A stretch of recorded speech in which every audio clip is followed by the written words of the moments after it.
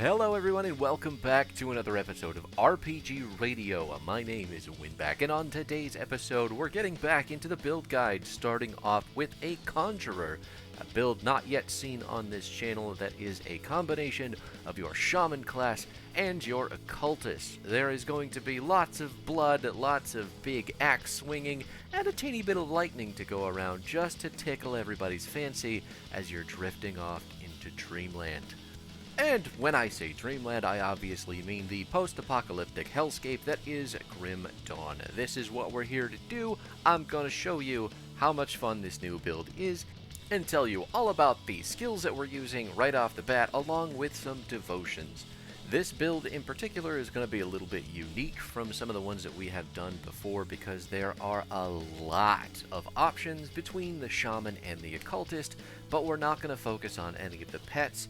Rather, we are looking for buttons for casting, and we have got some big passives that go into that two-handed shaman specialty that just screams whack people.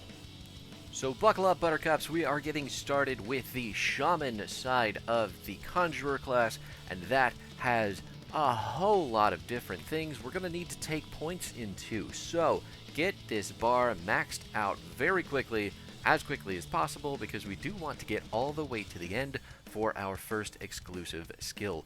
We'll talk about that one at the end of all the shaman skills, but remember, you gotta finish this bar before you finish the occultist one. That being said, the first 3 skills that you need for this build are all available with a single point into the shaman tree.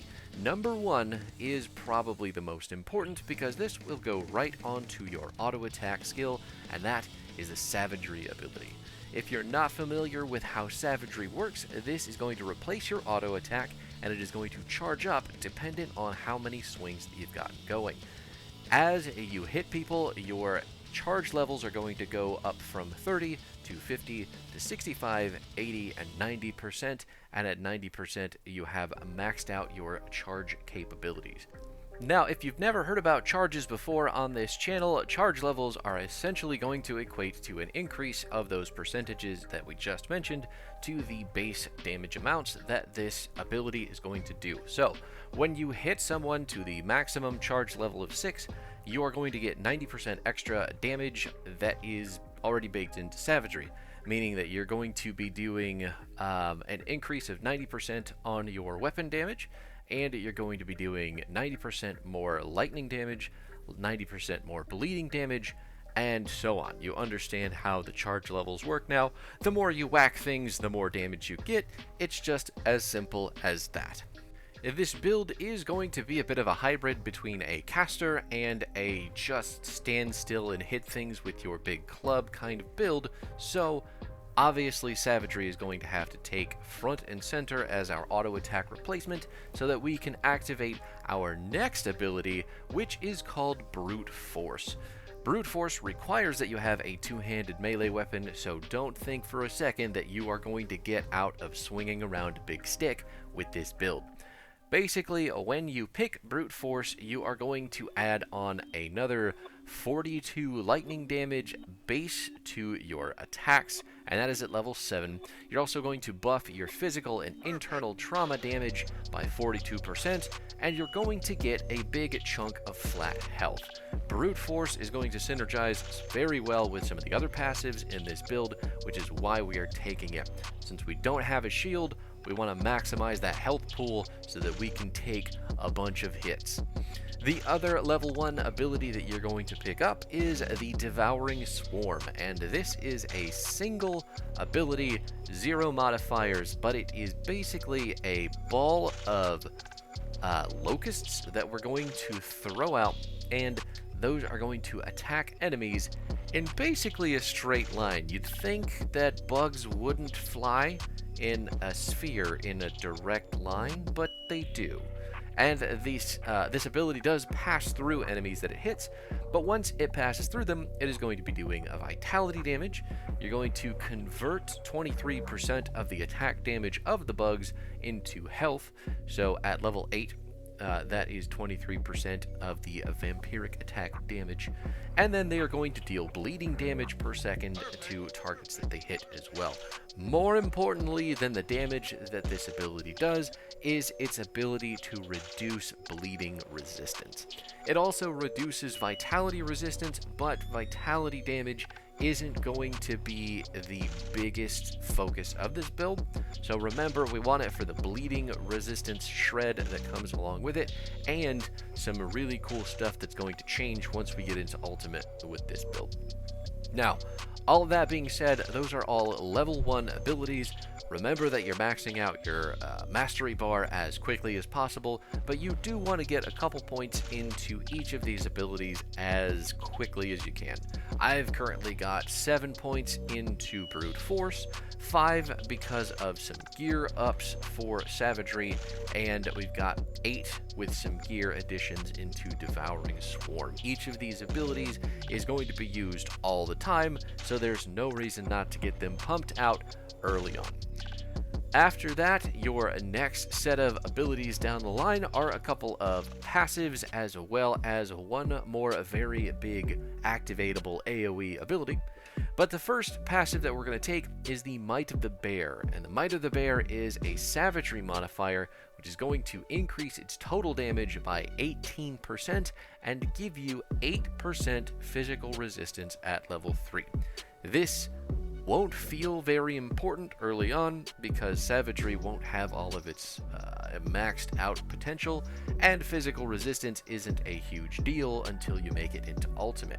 However, when you do make it into Ultimate, physical resistance is incredibly important, and a 3-point skill investment in the Shaman tree getting us that much is pretty ridiculous.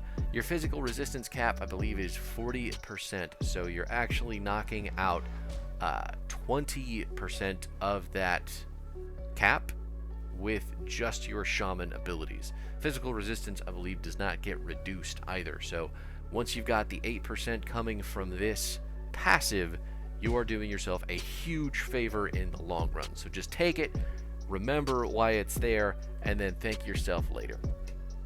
After that passive, we've got the Mogdrogan's Pact passive, which is always going to be active. This bad boy is giving us flat physical damage and increasing our health and energy regen per second with each point that we place into it. More than the base passive for Mogs that we want is Heart of the Wild and then Oakskin, but we'll talk about those further down the line. Basically, just remember, Mogs is going to be a good passive, pick it up early, and then we'll make use of that physical damage later on, but we're going to make even better use of the modifiers that come along with it. After all that talking, however, we've got one more activatable ability on this tier, and we are going to dump tons of points into Grasping Vines. Grasping Vines is a big old bushel of vines that are angry. They whip around at enemies, and they are going to be dealing physical and bleeding damage while slowing the target's movement speed for 72% at level 11 out of 12. The cooldown on this ability is insanely short, and it lasts for 5 seconds, which is pretty nutty given how much damage it can do as you let it build up. So, really, you're just going to be throwing vines all over every room that you come across, and you'll watch people just disintegrate as they try to walk slowly towards you to deal damage.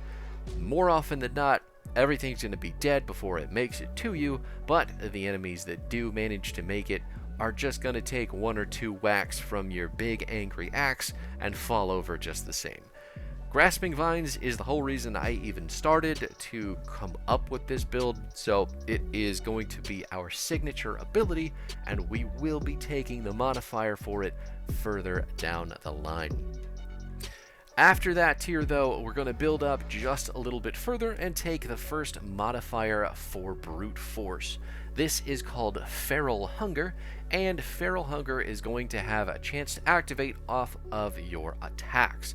Has a 22% chance to be used at its halfway mark, which is 5 out of 10 points, and it is going to hit in a 180-degree arc in front of you. It can only hit 5 targets at its maximum, but when it does hit, it'll be doing 152% of your weapon damage, along with converting another 23% of that attack damage into health.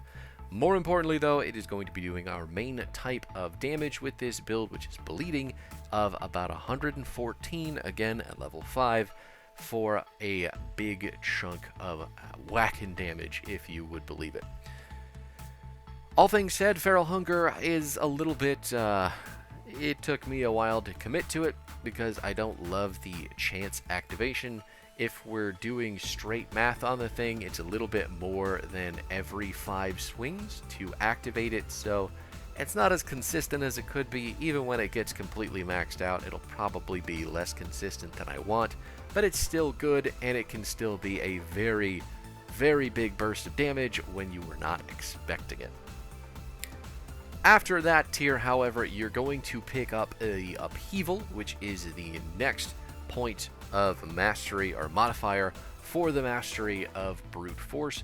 Upheaval is again going to modify brute force, and it has a 100% chance to activate in a fairly large area, which is going to do another 74% weapon damage. It's going to do lightning and bleeding damage on top of that, which basically means every time that you're swinging around, if you have brute force as a passive, you're going to be benefiting from Upheaval as well.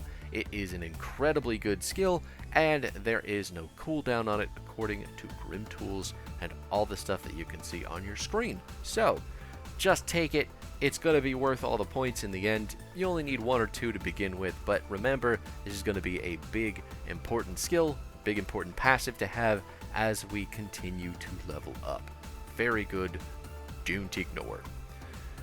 The next modifier on this tier is going to go into Savagery, and that is Tenacity of the Boar. Tenacity of the Boar is going to give you offensive ability, you're going to increase health regeneration, and you're going to get slow resistance with just having this activated. It is another passive that will go all the time as long as you're using Savagery. The main reason to take Tenacity of the Boar is going to be a late game reason, which is more offensive ability, so you don't need too many points into it right out the gate. The final modifier that we're going to be picking up at this tier of skill is Heart of the Wild. Heart of the Wild is the first Mogdrogan's Pact modifier, and this one is why brute force is so good for us, at least in terms of synergy. Heart of the Wild is going to, right out of the gate, give you 24% of your health increased, and that is at level 9 out of 10. So you can imagine the more flat health that you have, the bigger that increase is going to be because of the percent increase from Heart of the Wild, which is enormous. Heart of the Wild is also going to further increase our health regen, and it is going to reduce the bleeding damage duration as well as poison damage duration. So those two things, dealing damage to you, will deal damage to you for shorter periods of time. I know that's a lot of passives, that's plenty of stuff to go over so far, but the hits just keep on coming. At the next tier of masteries, we are going to take Wendigo Totem, and there is a reason for this, even though you may not see this button laid down a whole lot in this video. A single point is really all that you need for now, because Wendigo Totem will be used specifically for healing us over time when we stand near it, and that's only when those bosses get up in our grill and don't die immediately like all of their tiny underlings. Wendigo Totem has a 1 summon limit, and it will go for 15 seconds with a decent health pool and energy pool, but while it is going, every 0.5 seconds it will heal you for 3% of your maximum health, along with 60 flat health on top of that. Life Tap is its damaging ability, which will be doing Vitality and Vitality Decay damage, so you can see that while Vitality damage isn't a big part of our kit, it does still take some manner of attention from all of the other stuff. As it always does, Vitality is just so present in everything. Now, after we've taken the Wendigo Totem a single point, we're going to get to move on to our first modifier for our vines, and that is going to be the Entangling Vines. Entangling Vines will add an ability of your vines to add retaliation damage to their damage. It's going to add vitality decay damage as well as buffing the physical bleeding damage with a small chance to immobilize the target and slow down their attacks. Now, as far as it goes right now, we've only got 1 point into Entangling Vines, which isn't the worst thing in the world. That just means that our chance to immobilize targets is going to be only at 10%, and our chance to lower their, the amount of attack slowing that we're doing is very low at 5%. So we probably won't even notice that they're swinging slower, but the fact remains, once we get more points into Entangling Vines, it is going to become much more potent. So if we do cast it on enemies in Elite and Ultimate, they're going to be potentially rooted, and they are going to attack much slower, which is good because we have only so much health to swing around our big stick and make sure that people die quickly. Entangling Vines, very good. Don't take as many points as you can until we get into Elite. 1 point, maybe 2 or 3 will do you just fine. Now, the other passive upgrade we are going to take on this tier is Oak Skin. And Oak Skin is a Mogdrogan's Pact upgrade. It is going to give you a flat defensive ability boost. You're going to get an armor boost as well. You're going to get Pierce and Aether resistance, which is unbelievably useful. Having an increase to any resistance built into your kit is enormously helpful because you take that much of the burden off of your armor, your components, and so on. So, Oak Skin giving you a 14 and 12% for Pierce and Aether resistance only at level 4 is a very big chunk of resistance built into your kit. Now, the next tier that we're going to talk about on the Shaman side of things is a Savagery modifier, and that goes by the name of Storm Touched. Storm Touched is going to give you some electrocute damage onto your Savagery swings. It's going to buff that physical damage that we're doing with a 40% chance of a buff to your lightning damage, while also increasing your attack speed and buffing your lightning retaliation. The main reason that I want this ability at all with any points into it is that attack speed, because I want to be able to activate the brute force modifier, the feral hunger, more often. So I want to be able to whack people more quickly and activate that modifier more often. The attack speed is what I really want, but all of those damage increases coming off of Storm Touched are not bad either. When I said a little bit of lightning, this is what I was talking about. The final, very last ability on our Shaman side of the things is going to be the Primal Bond. And I know what you're thinking, we don't have any pets, why would we take Primal Bond over Stormcaller's Pact? Well, the reason is pretty simple, and that's because Primal Bond comes with a damage absorption, a percent damage absorption to be accurate. Primal Bond at level 7 out of 12 is going to give you a 10% damage absorption. It is going to add a flat bleeding damage to your kit as well, while buffing your physical, internal trauma, and bleeding damage with increased duration too. You're also going to take 13% less damage from beasts, which is incredibly helpful because as this game goes on, I really want to be able to farm Kubacabra, and being able to get punched a lot less by her feels pretty happy to me. That being said, this is an exclusive skill, so Primal Bond will be the only thing that we can take, even though the Occultist has some pretty rockin' exclusive passives of its own. Stormcaller's Pact is totally possible as well. However, if you end up wanting to lean more into lightning for this build rather than the bleeding damage, you can go this route. You'll increase your crit damage. You will also be converting a lot of your physical damage into lightning damage, and you get a very handy stat that you don't see all over the place, which is reduced stun duration. So Stormcaller's Pact, very good backup if you don't want to go Primal Bond, but Primal Bond has all the stats that we want to have in this build. Whew, I know that was a lot to talk about, and we still have the Occultist tree to go over, but the good news is the Occultist tree is much smaller. There is only one skill on the Occultist tree that we want, and I don't even have the Mastery bar completely maxed out for this bad boy yet. The Blood of Dreeg is the single button we are going to take in the Occultist tree, at least until the next video, and that is because we want to have a heal button. Blood of Dreeg gives you a % health back while giving you acid damage, offensive ability, and health regen, along with some acid retaliation. Anything that has health regen is going to synergize incredibly well with the shaman side of our tree, so the fact that this is our heal button is a welcome reprieve. In the next video, we'll talk more about some of the other skills we're picking up on the shaman or the occultist side of the tree, but for now, all you got to worry about is that Blood of Dreeg. That should get you all the way up to level 50 without much hesitation. It's a good thing that the occultist side of the tree is so small, because now we have plenty of time to talk about the devotions in this video, and there are honestly not very many of those either. So, as far as your devotions go, you're going to want to start by putting 1 point into your ascendant tree, and that is your purple branch of the devotion tree. With 1 point into that, you'll get access to the Falcon. And the Falcon is probably the one devotion that you've seen activate over and over again in this build, because it has its very own activatable ability in the form of the Falcon Swoop. Now that being said, the Falcon is going to give you an increase to your physical and bleeding damage of about 15% with the first point.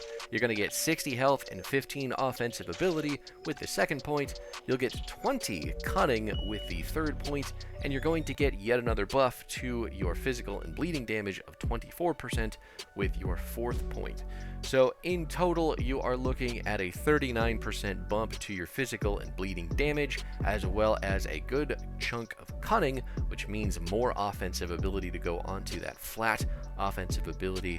Basically, the Falcon has everything that our Conjurer wants, because the Shaman is very good at dealing bleeding damage, building a lot of health, and having a large health pool. It's fantastic. Now, Falcon Swoop has a 15% chance to activate when you bind it to your savagery. So basically, a whole bunch of auto attacks means a whole bunch of falcons being blasted out of your big damage stick. The falcons themselves, there should be 6 of them, and they will be doing, looks like 24% weapon damage. You're also going to be doing physical and bleeding damage with each of these projectiles on top of that weapon damage, and they have a 100% chance to pass through enemies. This thing is really fantastic, because the way that it fans out, you're going to hit whichever enemy activates with all 6 of those projectiles easily right off the bat. So while you're swinging your stick, whoever's right in front is just going to get absolutely blasted, and all the enemies behind them are still going to get hit by those big golden falcons rocketing out of your big damage stick, and that is just the way that we want it, right? I mean, it's a cool looking ability on top of being exactly the damage that we need it to be. Once you have completed the Falcon, you're going to want to make your way down to the Fox, and that is on the Eldritch tree. Because the Falcon is going to give you 3 points into Eldritch and 3 points into Ascendant, you can pick up Fox, which requires 1 Eldritch affinity. Now, Fox is going to also give you a flat Cunning boost of 15, but you're going to get Spirit boost as well of 15. Fox is going to give you a flat bleeding damage as well as buffing that same bleeding damage, so Fox is immediately in our heart as a very good devotion. You're going to get another 25 cunning at your third point for Fox, and you're going to get 8% bleeding resistance right out of this point as well, meaning that we're already building up those really strong resistances as the game progresses. And your fourth point into Fox means that we are going to convert 6% of our attack damage to health, so some built-in vampiric attack.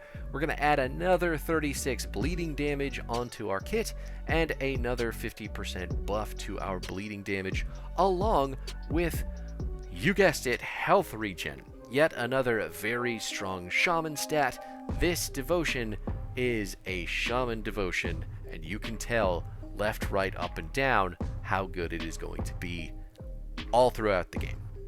Your third devotion is going to be one that I don't normally take. Honestly, I can't remember another build I've ever used that allows me to take the Night Talon. Now, the Night Talon is, with your first point, you're going to get 15 cunning as well as health regen per second. Both very good stats, again, for the shaman class of any kind, but it's also giving you a bonus to all damage for your pets, of which we have one who isn't really going to be that concerned about pet stats. After that, your next point should get you the 10% elemental resistance, and pets are going to get 15% elemental resistance. That's also a very good stat because elemental resistance is the most efficient resistance you can get of any of them out there. Now, the last 2 points for this devotion are going to fork, so you can pick whichever one that you want first, but really all they do is increase the amount of damage that you're going to do through bleeding. They do benefit bleeding pet damage quite a bit more than they do for the player, but that's not really what we're here for. We also just want to get the Ascendant Affinity of 3 out of the Night Talon. So, you're going to get 50% increased bleeding damage period with 1 point, and the other point is going to give you 20% increased bleeding damage with 20% increase to its duration. So that means that it's buffing the damage that you're going to do while also lengthening the period of time that the bleed does damage, meaning that it's doing that buffed damage for longer. More damage. There you go. More damage is what the Night Talon is about, and it's not really that special otherwise. I mean, apart from looking really cool, it's definitely one of the cooler looking devotions. Wish it had a little bit more attention as to what it can do, but it's a pet devotion. I'm sure it's great for pet builds who focus on bleeding damage. And then lastly, the final devotion that we'll talk about this video is going to be the Empty Throne. This one comes with 5 Ascendant Affinity, so 5 purple points, and your first point is going to get you 12 flat defensive ability with 10% slow resistance. You're also going to get with your second point another 20 defensive ability with 8 pierce resistance and 15% pierce resistance to all of your pets. Your third point, whether you go left or right, will get you a 10% increase to your chaos res with 25% reduced stun duration, which is a tough resistance to come by, and the remaining point will give you 10% aether resistance with a 25% reduction to a freeze duration. So, 2 stats that are tough to come by, both available in the Empty Throne, keeping you not CC'd for less time than that's a double negative. You don't get CC'd for longer. Never let anybody tell you that we don't do word good on this channel. We do word real good, and the good words are the words that are good that come out of my mouth in the right direction. Not up or down, but straight. Now, before I stop talking good altogether, let's talk about that big beaten stick that I've been mentioning all throughout this video. The Troll Bone Crusher is very easy to find. You can pick it up off of plenty of trolls. You're going to get +4 into Savagery and +4 into Feral Hunger, while also modifying Savagery to get a big chunk of flat bleeding damage, converting all of the lightning damage into physical, and buffing that crit damage that Savagery can do as well.